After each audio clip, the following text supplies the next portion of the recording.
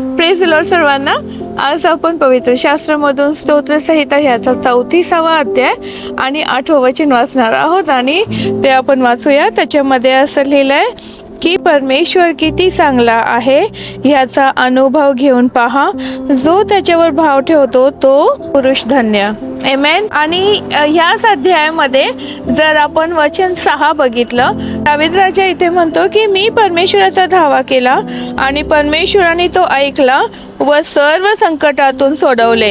आमेन. इथे दावीद राजा एक सुंदरशी साक्ष देत आहे की जेव्हा त्यांनी परमेश्वराचा धावा केला तेव्हा परमेश्वराने त्याची प्रार्थना ऐकली आणि त्याला सर्व संकटातून सोडवले. पुढे हे संकटातून सोडवल्यानंतर तो 8व्या वचनामध्ये म्हणतो की परमेश्वराचा अनुभव घेऊन पहा की तो किती चांगला आहे. हालेलुया. कारण दावीद राजाने स्वतः परमेश्वराचा अनुभव घेतला आणि त्याला परमेश्वराच्या चांगुलपणाचा आणि परमेश्वराच्या विश्वासयोग्यतेचा अनुभव आला आणि म्हणून तो तिकडे आपल्याला बोध करत आहे की तुम्ही देखील परमेश्वराचा अनुभव घ्या. आपल्याला कधी कधी अनुभव घेतल्याशिवाय खात्री पटत नाही आणि म्हणून आज आपण देखील परमेश्वराचा अनुभव घेऊन पाहूया. कारण आपला परमेश्वर प्रभू येशू ख्रिस्त हा सामर्थ्यशाली परमेश्वर आहे. तो दयाळू परमेश्वर आहे. तो कृपा करणारा परमेश्वर आहे. प्रार्थना ऐकणारा परमेश्वर आहे. चमत्कार करणारा परमेश्वर आहे. आमेन.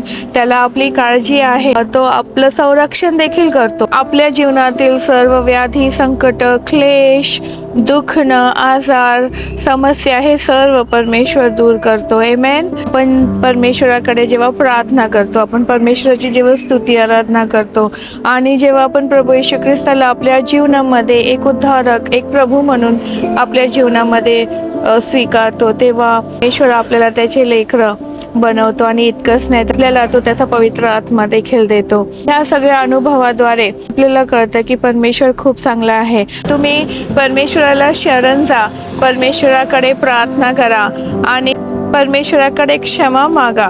तुम्ही परमेश्वरावर भाव ठेवा, परमेश्वरावर विश्वास ठेवा. तुम्ही परमेश्वराची उपकार स्तुती करा आणि परमेश्वर किती चांगला आहे याचा अनुभव तुम्ही स्वतः तुमच्या जीवनामध्ये घ्याल. आमेन. जेव्हा आपण परमेश्वराला शरण जातो, जेव्हा आपण परमेश्वराच्या सानिध्यामध्ये राहतो, तेव्हा परमेश्वर आपल्याला आनंदाने भरतो. स्वर्गीय आनंदाने तो आपल्याला भरतो. हालेलुया. आणि पुढे आपण देखील साक्ष देऊ इतर लोकांपुढे आणि म्हणू की परमेश्वराचा अनुभव घेऊन पहा की तो किती चांगला आहे. जो मनुष्य त्याच्यावर भाव ठेवतो तो धन्य आहे, तो आशीर्वादित आहे. आमेन. हालेलुया. परमेश्वर तुम्हाला आणि मला आशीर्वाद देव. Praise the Lord.